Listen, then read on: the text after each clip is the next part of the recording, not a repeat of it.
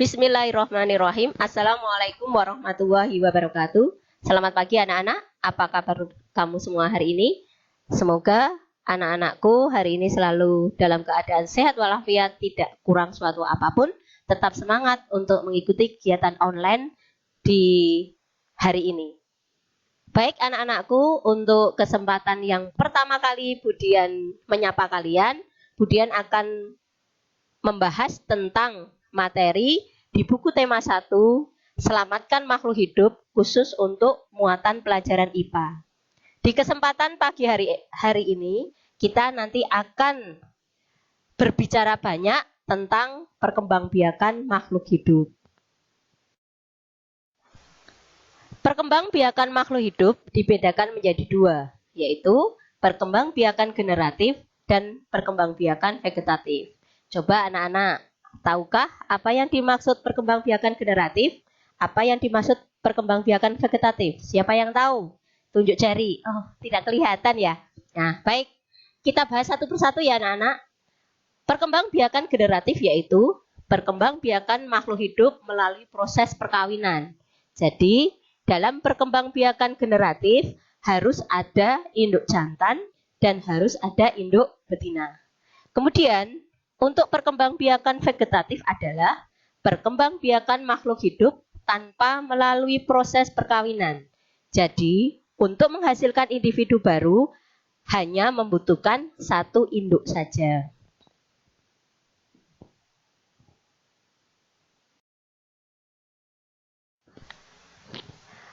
Untuk kesempatan yang pertama ini, Budian akan fokus membahas tentang perkembangbiakan tumbuhan. Anak-anakku bisa melihat peta konsep yang Budian tayangkan. Di situ kalian akan melihat bahwa perkembangbiakan tumbuhan dibedakan menjadi 2. Yang pertama adalah perkembangbiakan generatif, kemudian yang kedua adalah perkembangbiakan vegetatif. Untuk perkembangbiakan tumbuhan secara generatif, bagian tumbuhan yang berperan penting adalah bunga dan biji. Di mana dalam proses perkembangbiakan generatif ada satu istilah yang sangat penting, yaitu pembuahan. Apa itu pembuahan? Pembuahan adalah proses peleburan sel kelamin jantan dengan sel kelamin betina. Pada proses perkembangbiakan secara generatif, selalu diawali dengan proses penyerbukan. Kemudian dilanjutkan dengan proses pembuahan. Dari proses pembuahan yang terjadi pada bunga, maka akan dihasilkan apa yang disebut dengan biji. Nah, biji itulah nanti yang akan berperan menghasilkan tumbuhan baru pada proses perkembangbiakan secara generatif. Kemudian yang kedua adalah perkembangbiakan tumbuhan secara vegetatif. Perkembangbiakan tumbuhan secara vegetatif dibedakan menjadi 2. Yang pertama adalah vegetatif alami, yang kedua adalah vegetatif buatan. Apa saja yang termasuk vegetatif alami? Yaitu tunas, umbi batang, umbi lapis, umbi akar, spora, akar tinggal, dan geragi. Sedangkan yang termasuk pada vegetatif buatan itu adalah cangkok, stek, okulasi, merunduk, dan mengenten. Nah, beda antara perkembangbiakan secara vegetatif, alami, dan vegetatif buatan adalah jika vegetatif alami terbentuknya individu baru dari induknya itu tanpa dibantu oleh manusia. Sedangkan untuk vegetatif buatan, agar menghasilkan individu baru dari induk, maka harus dibantu dengan manusia. Itulah perbedaan antara vegetatif alami dan vegetatif buatan. Baik anak-anakku, sebelum masuk pada pembahasan slide berikutnya, jangan lupa siapkan buku kamu, perhatikan penjelasan Budian baik-baik. Oke, sudah siap ya? Budian lanjutkan. Kita lanjut pada pembahasan berikutnya.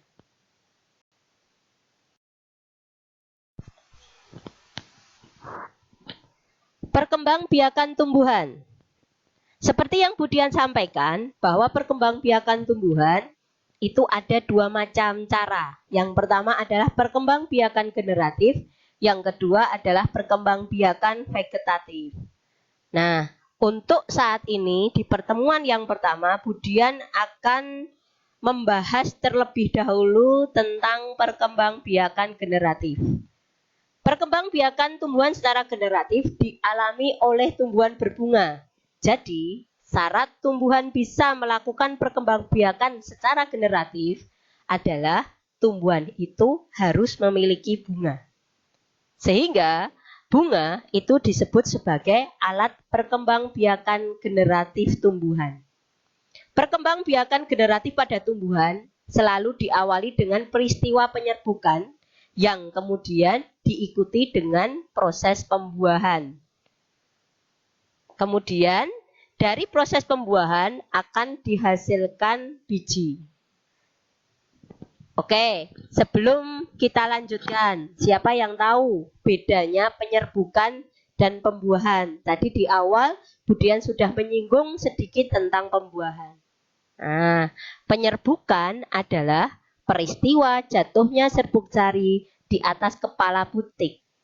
Sedangkan pembuahan adalah peristiwa peleburan antara sel kelamin jantan yang berasal dari alat kelamin jantan dengan sel kelamin betina yang berasal dari alat kelamin betina. Nah, untuk bunga, apa sih yang berperan sebagai alat kelamin jantan?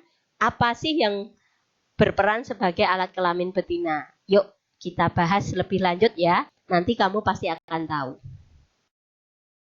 Sebelum membahas tentang bagian-bagian tumbuhan, maka Budian akan menjelaskan lebih lanjut tentang proses penyerbukan, kemudian proses pembuahan pada bunga yang pada akhirnya akan menghasilkan individu baru secara generatif.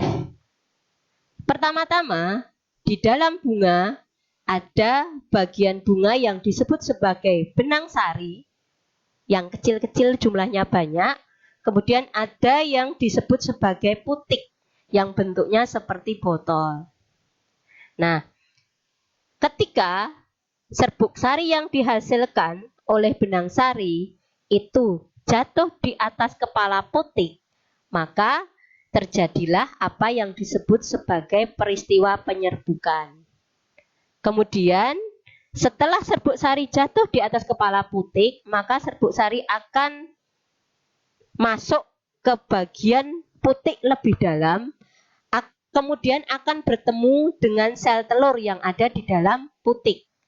Maka terjadilah apa yang disebut dengan pembuahan. Dari proses pembuahan akan dihasilkan zigot. Kemudian zigot akan berkembang menjadi lembaga.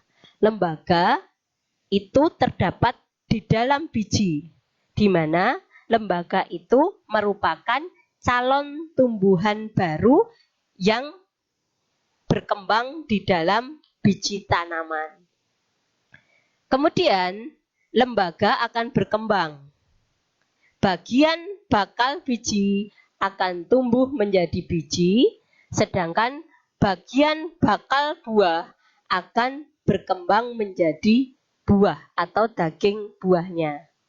Dari biji itulah akan tumbuh atau berkecambah menjadi tumbuhan muda. Kemudian tumbuhan muda akan tumbuh menjadi tumbuhan dewasa. Jadi, dalam perkembangbiakan generatif, tumbuhan baru dihasilkan dari biji yang mengalami pertumbuhan menjadi tanaman baru. Di mana biji itu dihasilkan dari proses peleburan antara sel kelamin jantan yang dihasilkan oleh benang sari dan sel kelamin betina atau sel telur yang dihasilkan oleh putik. Lanjut untuk pembahasan berikutnya. Nah, untuk pembahasan berikutnya kita akan membahas tentang bunga dan bagian-bagiannya.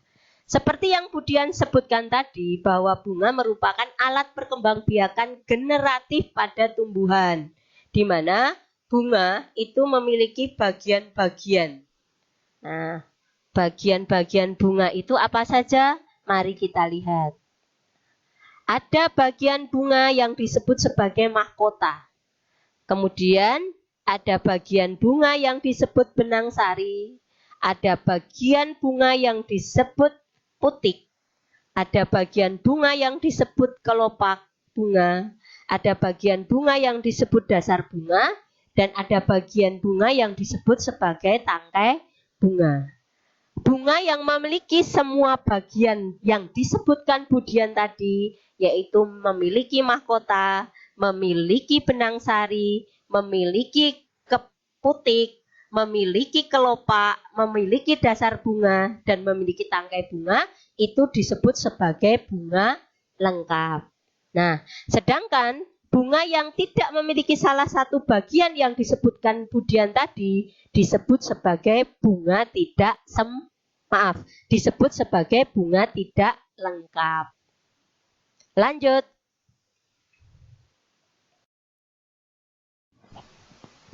Nah, sekarang kita bahas satu persatu bagian bunga dan fungsinya.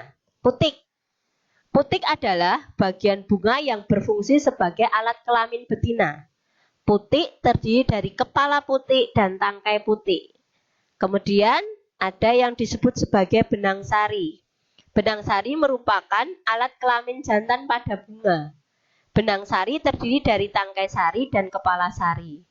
Kemudian ada bagian bunga yang disebut dengan mahkota. Mahkota merupakan bagian bunga yang paling indah.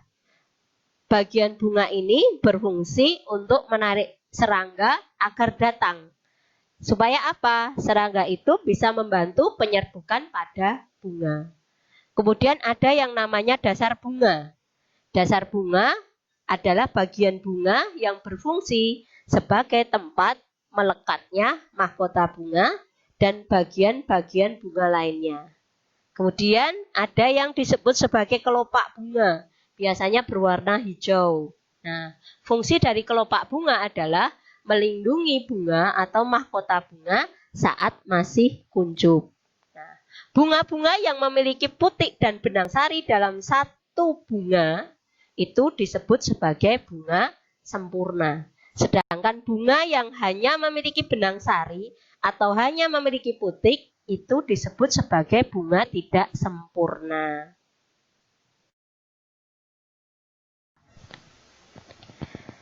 Di awal disebutkan bahwa pada perkembangbiakan tumbuhan secara generatif selalu didahului dengan proses penyerbukan, yaitu peristiwa jatuhnya serbuk sari di atas kepala putik. Berdasarkan asal dari serbuk sari, penyerbukan dibedakan menjadi 4. Yang pertama adalah penyerbukan sendiri. Yang kedua adalah penyerbukan tetangga. Yang ketiga adalah penyerbukan silang. Yang keempat adalah penyerbukan bastar. Apa perbedaan di antara keempat cara penyerbukan tersebut? Akan kita bahas berikutnya. Oke.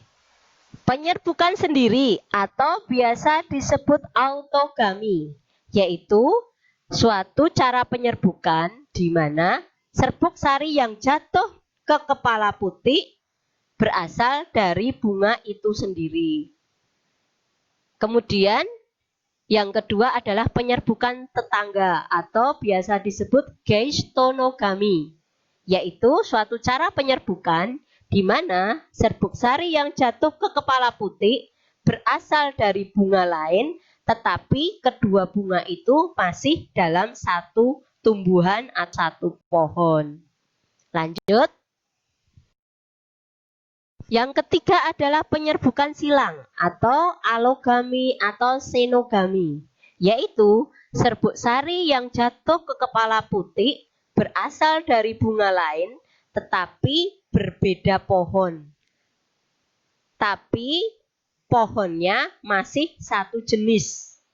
Misal, salah satu berasal dari pohon mangga mana lagi. Kemudian serbuk sarinya dari pohon mana lagi itu jatuh di atas kepala putik pohon mana lagi yang lain. Nah, itu disebut sebagai penyerbukan silang.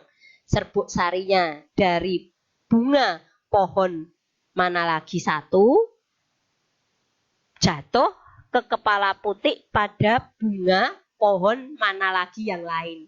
Itu disebut sebagai penyerbukan silang. Kemudian yang keempat adalah penyerbukan bastar atau hibridogami. Disebut sebagai penyerbukan bastar apabila serbuk sari yang jatuh di atas kepala putik berasal dari bunga lain pada tumbuhan lain, tetapi tumbuhan itu berbeda jenisnya atau berbeda spesiesnya. Contoh, serbuk sari berasal dari bunga pohon mangga mana lagi jatuh di atas kepala putik bunga dari pohon mangga golek misalnya. Masih sama-sama pohonnya mangga, tapi spesiesnya sudah berbeda. Satunya mangga mana lagi, satunya mangga golek. Nah, peristiwa penyerbukan seperti itu disebut sebagai penyerbukan bastar. Oke, untuk proses terjadinya penyerbukan ada perantara atau yang membawa. Jadi agar serbuk sari bisa jatuh di atas kepala putik itu perlu ada perantara atau yang menghantarkan serbuk sari bisa sampai ke kepala putik. Nah, perantara penyerbukan antara lain yang pertama adalah angin. Tumbuhan apa saja yang penyerbukannya dibantu oleh angin? Contoh misalnya padi, jagung, dan rerumputan. Kemudian perantara penyerbukan berikutnya adalah hewan. Hewan yang bisa membantu proses penyerbukan antara lain serangga, siput, kelelawar, dan burung. Kemudian ada yang perantara penyerbukannya air. Contoh tumbuhan hidrilla. Nah, ada juga loh yang perantara penyerbukannya manusia. Apa sih tumbuhan yang contoh penyerbukannya harus dibantu oleh manusia? Yaitu salak dan vanili. Itu tadi beberapa contoh perantara penyerbukan. Nah, sekarang kita akan membahas ciri-ciri bunga yang bagaimana yang penyerbukannya dibantu oleh angin, tapi ada juga yang dibantu penyerbukannya oleh serangga. Nah, kita bahas satu persatu ya. Ciri-ciri bunga yang penyerbukannya dibantu oleh angin dulu. Nah, bunga yang penyerbukannya dibantu oleh angin memiliki ciri-ciri sebagai berikut. Yang pertama, mahkota bunganya tidak berwarna, sehingga serangga tidak tertarik untuk datang. Kemudian yang kedua, mahkota bunga berukuran kecil atau tidak bermahkota sama sekali. Yang ketiga, serbuk sari ringan, kering, dan banyak, sehingga gampang tertiup oleh angin.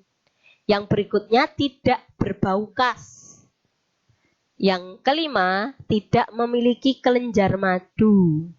Karena tidak memiliki kelenjar madu, tidak akan menghasilkan nektar. Karena tidak menghasilkan nektar, maka serangga tidak tertarik untuk datang membantu penyerbukan. Kemudian yang keenam adalah kepala putik terjulur keluar. Itu ciri-ciri bunga yang penyerbukannya dibantu oleh angin. Sekarang kita lihat ciri-ciri bunga yang penyerbukannya bisa dibantu oleh serangga. Seperti Budian sebutkan tadi, ada berbagai macam serangga. Ada lebah, ada kumbang, ada lalat. Nah, serangga-serangga itu bisa membantu loh proses penyerbukan pada tumbuhan. Apa sih ciri-ciri bunga yang penyerbukannya dibantu oleh serangga? Yang pertama adalah mahkota bunga berukuran besar. Yang kedua, mahkota bunga berwarna mencolok. Yang ketiga, berbau khas. Bisa berbau harum, bisa berbau busuk. menghasilkan bau busuk itu juga bisa menarik serangga untuk datang loh. Siapa yang tahu serangga apa yang suka dengan bau-bauan yang busuk? Nah, pinter. Salah satunya lalat. Nah, lalat itu juga punya manfaat. Dia bisa membantu penyerbukan bagi tumbuhan yang bunganya menghasilkan bau yang tidak sedap atau bau busuk. Kemudian memiliki kelenjar madu. Yang kelima yaitu kepala putik agak tersembunyi. Oke anak-anakku, sementara materi dari Budian cukup sekian dulu. Kita lanjutkan di pertemuan mendatang. Karena kalau banyak materi yang Budian sampaikan hari ini, nanti kamu kecapean untuk menulisnya di buku tulis. Jangan lupa salin apa yang disampaikan Budian di buku catatan kamu, kemudian dipelajari, dibaca kembali untuk mengerjakan tugas berikutnya. Sekian dari Budian, salam sehat, salam semangat untuk anak-anakku semuanya. Sekian, wassalamualaikum warahmatullahi wabarakatuh.